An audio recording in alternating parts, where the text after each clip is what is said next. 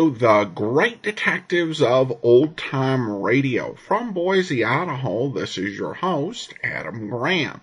If you have a comment, email it to me, box13@greatdetectives.net. Follow us over on Twitter @Radio Detectives, and become one of our friends on Facebook, facebook.com/Radio Detectives. I do want to encourage you to check out my other podcast, particularly The Amazing World of Radio at amazing.greatdetectives.net. This year, we are actually working through a series called Top Secret, featuring Ilona Massey playing a spy in the time of World War II. It's a really exciting, suspenseful series, and I think you'll enjoy it. So check it out, amazing.greatdetectives.net, to listen to Top Secret all summer long. Now we're going to revisit a series we played previously called The Casebook of Gregory Hood. And it's actually been quite a while since we played this series on a regular basis. Nearly 2,000 episodes since we finished it up. The series began as a summer replacement for Sherlock Holmes in 1946. Initially, it starred Gale Gordon as Gregory Hood. When Basil Rathbone declined to return to the role and Sherlock Holmes moved over to ABC starring Tom Conway, Mutual made The Casebook of Gregory Hood a regular series.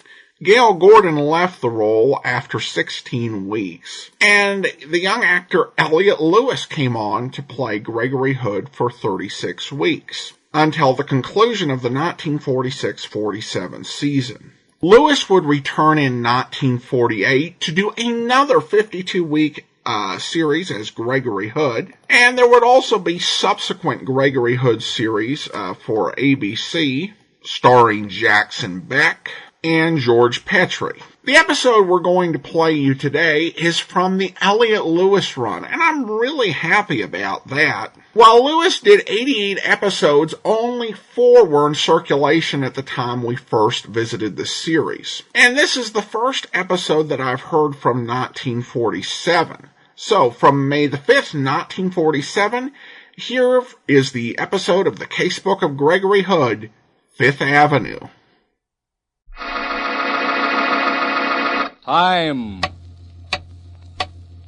The Petrie family, the family that took time to bring you good wine, presents The Casebook of Gregory Hood, starring Elliot Lewis, with our guest star, Gale Storm. In just a moment, you'll hear tonight's story, Fifth Avenue, with Gale Storm as Nida Miles. Say, do you know who's the best judge of wine in all this world? Well, as far as you're concerned, you are. That's right. What other person can decide what kind of wine you're going to like? So here's my suggestion. Try Petrie wine. You know, Petrie wine is the one and only wine for thousands of people. But the only way you can be sure it's the wine for you is to try it. Once you've done that, I'm pretty sure you'll agree that Petrie wine is the wine to suit your own particular taste. And the reason it's so good is because the Petrie family took time to bring you good wine. Many generations of knowledge, skill, and experience go into the making of every bottle of Petrie wine. Only the finest of luscious, big, sun-ripened California grapes are used. And Petrie wine is always made in the Petrie family's own honored tradition. So Petrie wine is a wonderful buy, a real wine value. Why don't you try a bottle of Petrie wine tomorrow? Those 5 letters on the label, P-E-T-R-I, are your assurance of good wine. Petrie wine.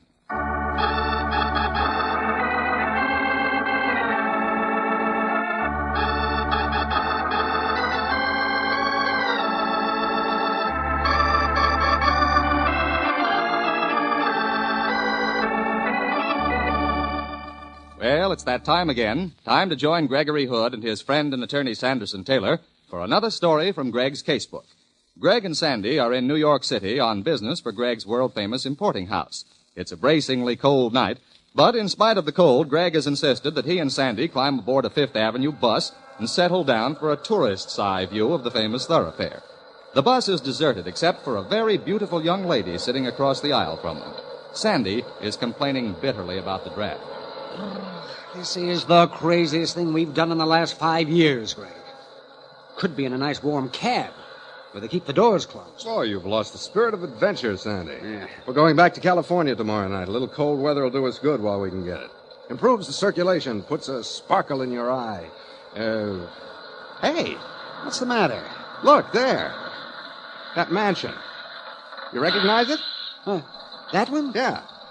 Well, it does look familiar, Greg. Familiar. We spent 2 of the happiest hours in our lives or thereabouts in that house, Sandy.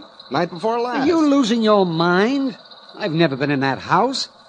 Night before last, Roy Del Ruth invited us to that screening, his latest picture. Well, that's what I mean. That's the mansion that Aloysius T. McKeever spends his winters in. Remember? Oh. Well, of course. And that picture, it happened on Fifth Avenue. That's right. Oh, yeah, sure, that's that. Well, I'll be done. Yeah, I wouldn't be surprised to see Victor Moore in his hobo getup going through that hole in the fence. Oh, what a wonderful character. I don't know when I ever enjoyed a picture as much, Sandy. I'd like to see it again. You'd like to? Boy, I'm going to. I'm going to take Mary to see it as soon as it opens in Berkeley. You know, Charlie Ruggles has always been a favorite of hers. Oh, wait till she sees him in this part. He was one of them. Oh, the whole cast. I fell in love with Gail Storm. I've always been mad about Ann Harding. Everyone gave swell performances, especially the leading man, Don DeFore. Yeah, sure did. You know, it must be a lot of satisfaction to make a picture like that. Yeah. Roy Del Ruth's made a lot of fine pictures, but this tops them all. Excuse me, allow me to pick your bag up for you. Oh, nothing much spilled out. Oh, thank you. Oh, you're quite welcome. I don't want to seem inquisitive, but why are you carrying that gun? Please, give me my bag. Look, I'm not just being nosy, but if you're scared to death and carrying a gun, that's a bad combination for a little girl like you. Give me my bag. My name is Gregory Hood. If you're in trouble, I want to help you. I'm not in any trouble. Give it here and please go away. I don't want to talk with you. Okay, Miss Miles. You know my name? Yes, on this envelope in your bag. I'm very observant. You might be sorry you noticed that. Now please go away. I'm getting off the bus at the next stop. You want me to get off with you? Bodyguard? No. Now go away, please. I don't want to talk with you. Okay. Well, you didn't make much of an impression on that young lady, did you, Greg? Yeah, I'm afraid not. Something the matter with that girl, Sandy. Ah, because she didn't throw her arms about you? No, cynic. Because it's a little unusual for a girl as lovely as that, draped in that many $1,000 worth of mink, to be carrying a .32 automatic pistol in that full-grown alligator bag. An automatic? Yeah. And she's scared silly. She's getting off, Greg. I'm going to follow her, Sandy. I'm not going to get off at the same time she does. We'll jump off in the middle of the block, and we'll keep our eye on her. Uh-huh. Let's go. Okay. Greg, that girl, she left a package on the seat there. Oh, yeah. Well, give us an excuse for chasing her. I'll get it. I'll take that package, buddy. Oh, I'm sorry. I'm going to return it to the young lady who left it here just a minute ago. Give it here. Don't be a hero. Look out, Greg. Just hang on to that gun arm, Sandy. Give me that gun. I have to have that package. It belongs to me. Grab him, Sandy. Yeah. Oh, stop him, Sandy. Hey, wait until the bus stops. Get away. He got away, Greg. Yeah, I lost my balance when he let go of the gun. Come on, Sandy. I don't want to lose that girl. Let's get off this bus. What are you trying to do? Break your necks? Jump, Sandy. Come on. Hey, what's the matter with you two? Jumping off that moving bus, you crazy? What happened to the man who jumped off just ahead of us? He ran across the street against the light, the idiot. What's all this about? What's going on? Look, officer, nothing's going on. A young lady left a package on the bus. I jumped off to return it to her, that's all. She got off at the corner back there. Small girl, brunette, mink coat. You notice her? You think I got nothing to do but watch who gets off the bus? She didn't jump. I didn't see her. Thank you. Come on, Sandy. You see her? No, I don't. Now she's gone, Greg. Well, I know her name. Come on, let's go back to the Waldorf, try to locate her. This package she left behind must be pretty important.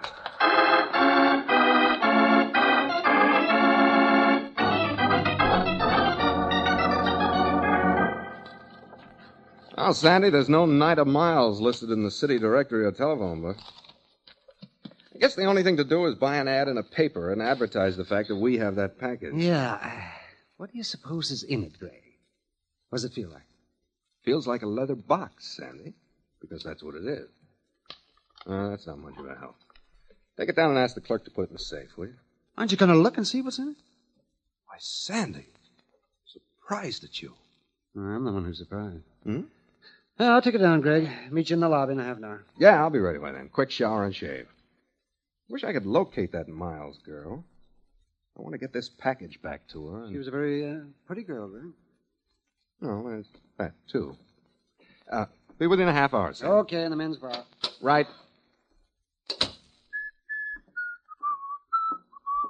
Nida. Hello, operator. It's Gregory Hood in the tower. Yes. I want you to check all the Class A hotels for me. I have a friend named Nida Miles. Miss Nida Miles. I know she's in town, but I don't know where she's staying. Yep, that's right. Miles. And there's a $20 bill in it for you if you locate it for me. Well, you're welcome if you find it. Right, and thank you. Nida. Oh, darn it. Nida. Just step back in that room, Mr. Hood. I don't want to have to use this gun. Oh, no, not you again. Sorry. I've been waiting to see you alone, Mr. Hood. I've been telling you ever since you grabbed that package this afternoon. You shouldn't have done that. Why? It wasn't yours? But the boss wanted it. The young lady wanted to have it. Hmm? You aced your way in where you weren't wanted, Hood. Now, where is it? I haven't got it. Get it. I can't right now. That's too bad. Now, Mr. Hood, we're going to take a little trip. Boss wants to see you. Look, you're out of a book. Go away. This is the Waldorf. You can't kidnap me out of here. Don't go betting your life on that. There's a car waiting downstairs. Walk through the lobby and get in it. I'll go with you just to keep you from making any mistakes. Well, this is ridiculous. Isn't it? Come on, get moving and don't take it too hard. You'll be in good company. We're entertaining a dame there called Nida out at the place. What? Yeah, she's waiting for you. If you don't arrive, it might kill her. So don't be tricky, Mr. Hood. Just keep moving.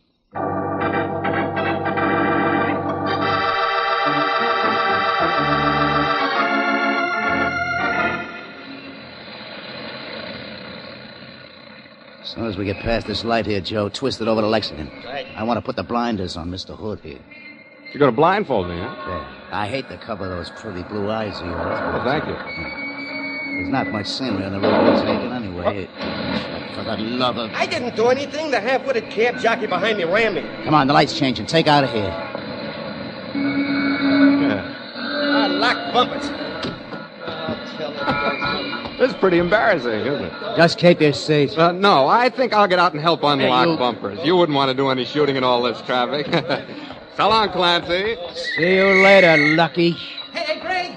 Greg! Huh? Oh, Sandy. What happened, Greg? Where'd you come from? Well, I saw you leaving the hotel with that fella. Huh? Looked to me like he was holding a gun on you. So I grabbed a cab and followed you. How come you always do the right thing? I was in a little trouble, Sandy. Well, that's what I figured. So I gave my driver $20 to lock bumpers with the car you were in. Oh, see? sheer genius. Now, let's get back to the hotel and get my suite changed. I want privacy when I take a look at what's in that confounded package.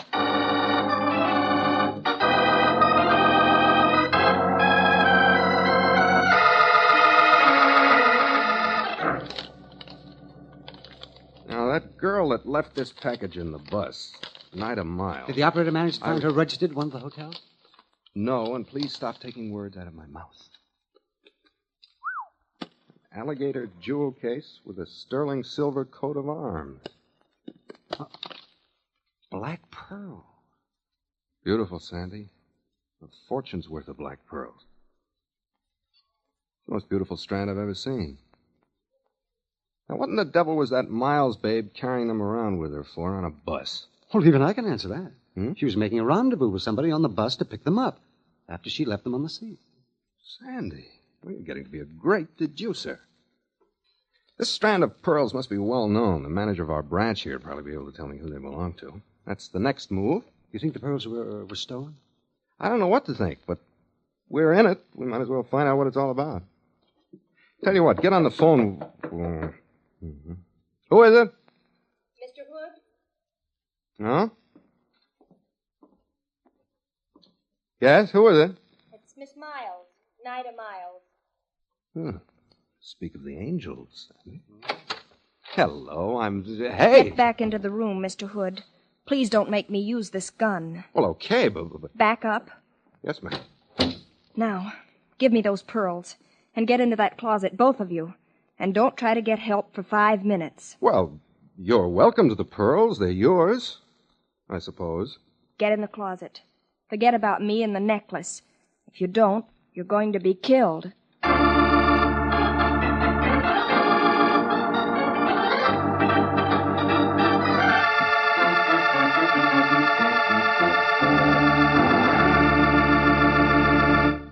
In just a moment, we'll continue with tonight's story from the Casebook of Gregory Hood. Presented by Petri, P-E-T-R-I, Petri Wine. You know, it's very true that sometimes you don't know what you're missing till you try it. And if you've never as yet tasted Petri wine, well, all I ask is just try it. For instance, the Petri wine that's wonderful to drink after dinner or any time you're just taking it easy is Petri California Port. Try having a glass of that wonderful Petri Port with your dessert tomorrow night. See how good it is with crisp, nutty cookies or a nice fresh layer cake or with a good, rich pudding. Petri Port is a rich red wine, the color of beautiful, deep red rubies. A smooth, sweet wine with a flavor that's really something. You'll want to sip Petri Port slowly, so you won't miss a drop of that truly delicious flavor. Yes, one taste of Petri Port, and you'll know for sure the Petri family took time to bring you good wine. So be sure to get Petri Port, because all Petri wines are good wines.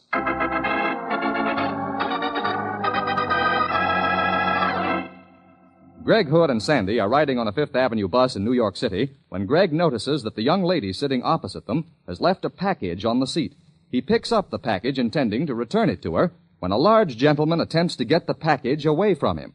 Greg manages to hang on to the package, is kidnapped, rescued by Sandy, and returns to the Waldorf to see what it contains. He opens it, finds a priceless string of black pearls, is admiring them when the girl from the bus comes in, gun in hand, locks Sandy and Greg in the closet of their room, and leaves with the warning to forget all about her and the pearls. Not Greg. Released from the closet, he goes to see the manager of the New York City branch of Hood and Company. Now, it was the most beautiful strand of pearls I've ever seen, Mac. Graduating from the size of a pea up to the size of as big around as a penny.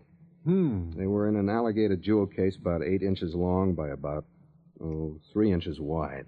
There's a crest on the case, a coat of arms, 2 tigers rampant against a wreath, and a shield. Some Latin words I don't remember. Here, it looked like this. I'll try to draw it. I know about the pearls, Gregory. Oh? I know the man who owned them. I've seen them many times. We restrung them for him several years ago. Oh, who is it? The gentleman who owns them is named Carruthers. Huh? Charles P. Carruthers. Has an apartment in Park Avenue. Fine gentleman, very old family. The pearls, as a matter of fact, have been in the family for several hundred years. Had been. Look, Mac, could you call him and make a date for me to drop over to see him? Tell him I want to buy the pearls. Or if he won't sell them to me, at least I want to see him. I'm sure I can arrange that, Mr. Hood. Just a moment. Oh, fine. Get me Charles P. Carruthers on the phone, please.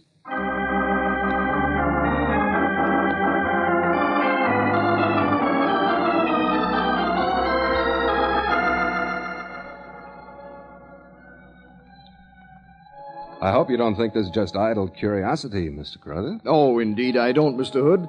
As a matter of fact, I'm quite flattered that a collector of your prominence would be so interested in my pearls. I admire the tone of your phonograph, too. Of course, there could be no question of my selling them. They've been in the family for hundreds of years. Oh, I can understand that. I would like to see them, though. Black pearls just happen to be one of my hobbies. Hood and Company have sort of specialized in them for a couple of generations. Yes, I know. I'll get them for you. Oh, thank you. I keep them here with me in this wall safe. I like to look at them sometimes, even when I'm here alone. Oh? I've had them out more than usual lately because of my approaching marriage. Oh, I didn't know about that. You getting married soon? Yes, in 2 weeks. To a very lovely girl. One who will wear these pearls as they should be worn. Proudly. That's her picture there on the radio. Beautiful. You're a lucky man, Mr. Carruthers. Indeed I am, Mr. Hood. Here they are. The Carruthers pearls. Yes. I see. They are everything I expected, Mr. Carruthers.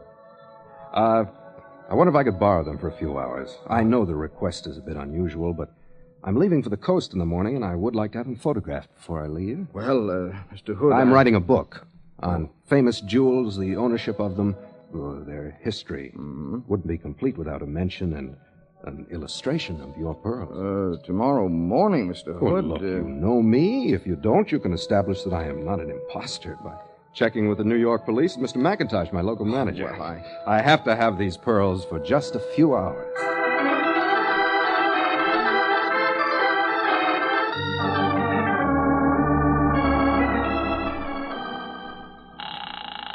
Greg. Oh, quiet, Sandy. Mind your manners. I'm on the phone. Here. Now, how did you get that necklace back, Greg?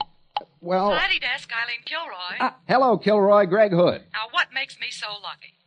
What do you want to know now? Charles P. Carruthers of the Park Avenue Carruthers is engaged to marry a girl named Nida Miles. Well, now, that's startling news. I had it in my column a month ago. What paper do you read anyway, Greg? I love you, Kilroy, and we'll discuss that fact at great length later. Right now, I want to know where Miss Nida Miles lives. Well, just a minute. I've got it right here in my file somewhere. Hang on, Hanson. Oh, flatterer. What is it all about, Greg? Well, Sandy, it's pretty involved. I can't explain the whole thing to you while I'm talking to somebody else. You should try to curb that urge to be inquisitive. She lives in an apartment at 626 East 72nd Street. Uh-huh. Now, what else do you want to know? What do you know about the background of the Miles female? Where'd she come from? Well, there you have me, Greg. Why, what's up? Well, if I tell anybody, I'll tell you first. There may not be anything to tell. You must have something on her background. Where did she meet and capture the wily Carruthers millions? Well, she was singing in a nightclub when that happened. Yeah? The club Managua. Oh? Old Charles P. saw her, loved her, asked her to marry him, and she said yes, being very much in her right mind. Oh, I see. Managua. That's Dude Defoe's joint, isn't it? Uh-huh. Yeah. Well, maybe I'll take you to lunch tomorrow. Good night, sweetheart. Come on, Sandy. We're going to take a cab ride over to East 72nd Street.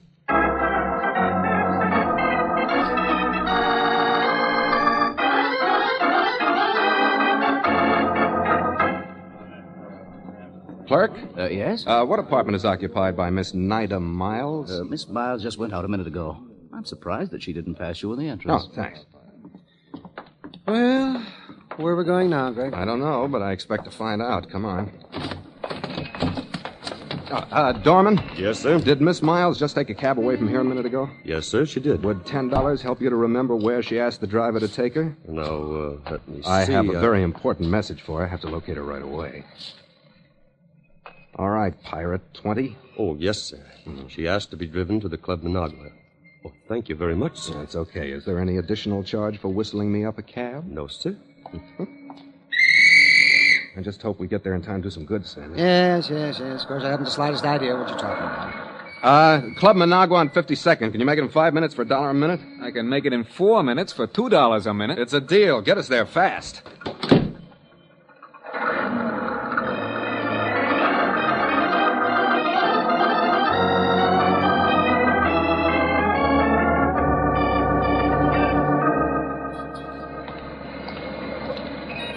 Take a look inside, Sandy. Maybe she beat us here. All right, Greg, I will. Yeah.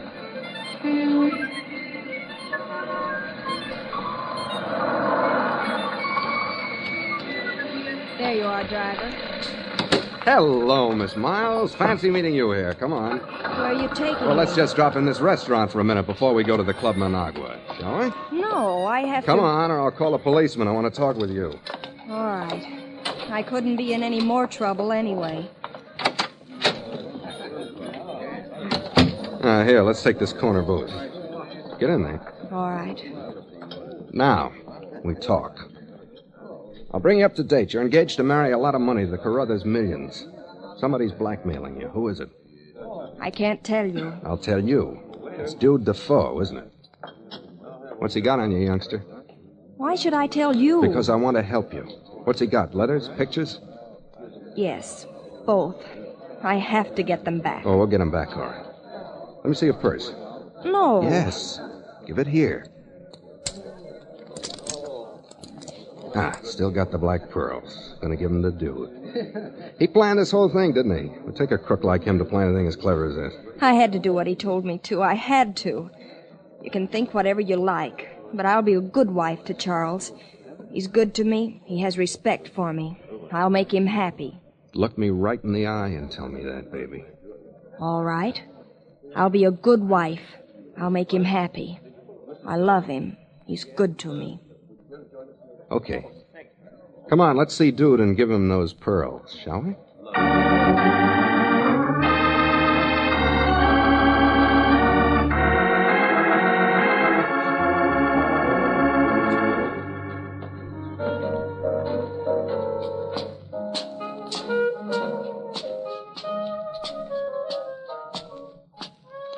Uh-huh. This is his office, huh? All right, let me handle it. Oh, hello, Nida. Hello, Dude. What'd you bring this guy with you for? I'll answer that. I'm here to see that she gets a square deal. Where are the letters and pictures? Where are the pearls? Give them to me, Nida. All right. Thank you. Let's have your material now, hot shot.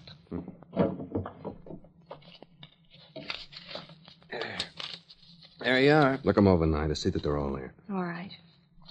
You look familiar. Huh? The name's Hood. Gregory Hood.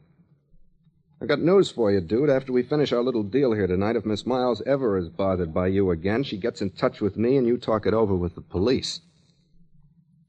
I stand pretty good with them, you know. Yeah, I know. I've heard about you, Hood. How come you're mixing into this caper? Dull evening. Oh. Just remember, next time you'll be dealing with me and not a scared little singer. They're all here, Mr. Hood. Okay. Here are your pearls, Dude. Okay? All buttoned up. That finishes it, Hood. Thanks, Nida. You're not welcome. But you can have them this time. Tear those letters and stuff up, Nida. We're going to use them as a burnt offering to the god of matrimony. Right here in Dude's ashtray. Okay?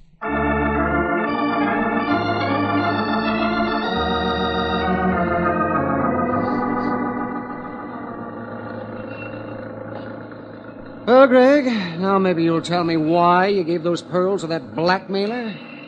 I know sometimes I think Sandy, hold on. I'll make it simple. Jude Defoe knew about that black pearl necklace Charles P. Carruthers owned. He also had a fine stack of blackmail literature on the girl Carruthers was going to marry. So he had her get the pearls one day. He had a paste copy made up of the strand and a duplicate alligator case made. Oh, I see. Good.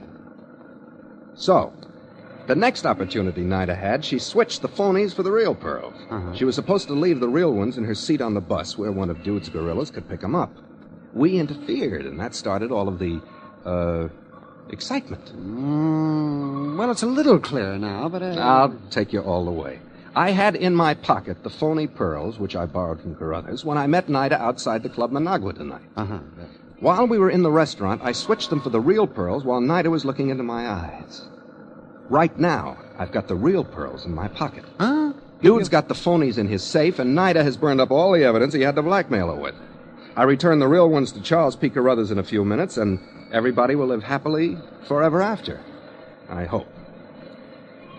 Yeah.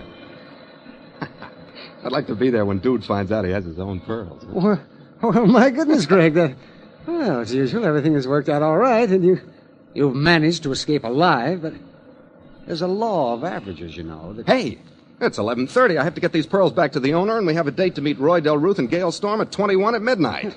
I want to tell them my story about it happened on Fifth Avenue. No, I don't think I will. They'd never believe it. Why does everything happen to me, Sandy?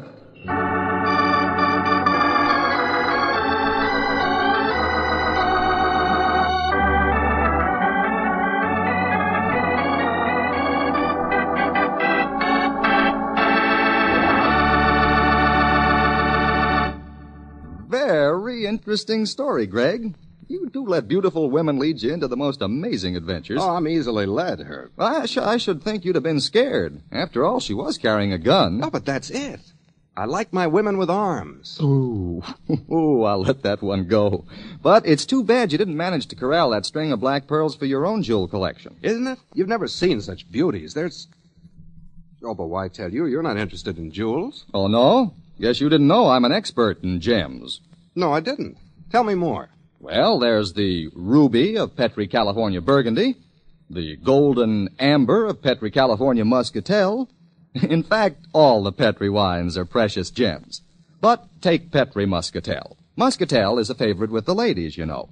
And Petri Muscatel, well, it's sure to be the favorite of all.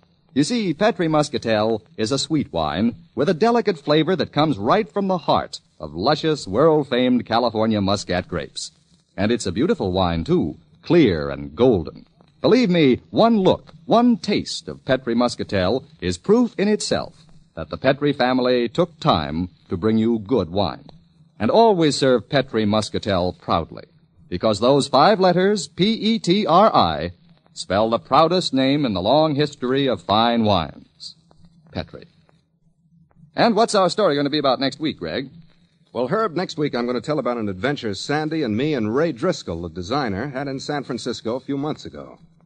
It concerns a good-for-nothing son-in-law, an irascible father-in-law, and $50,000 in a suitcase. We call it Ransomed. See you next week, Herb.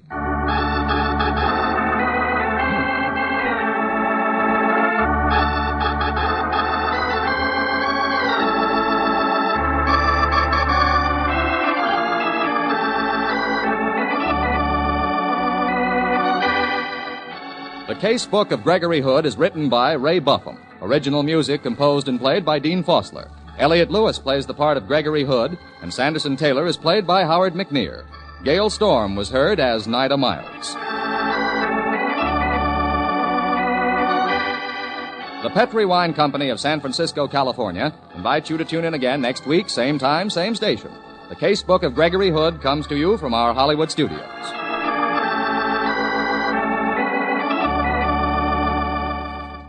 This is Herb Allen saying good night for the Petri family, the family that took time to bring you good wine. This is the Mutual Broadcasting System. Welcome back. Well, I have to say, I have never heard a detective show where the detective and his associate stopped to do a film review. It was just surreal, you know, particularly since they were having one of the stars of the film as their guest star, that they give it this whole review. And now, to be fair to it, happened one night. That movie does actually have a pretty good reputation. And it is available to watch on Amazon Prime. So if you've not seen it and your interest was stirred, and you've got Amazon Prime, just go ahead and watch it.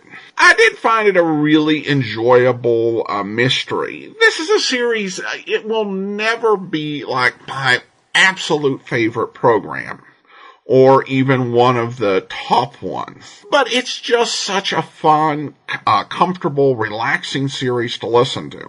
And Elliot Lewis does a good job. Listening to this, you really hear this similarity between his voice and Howard Duff's.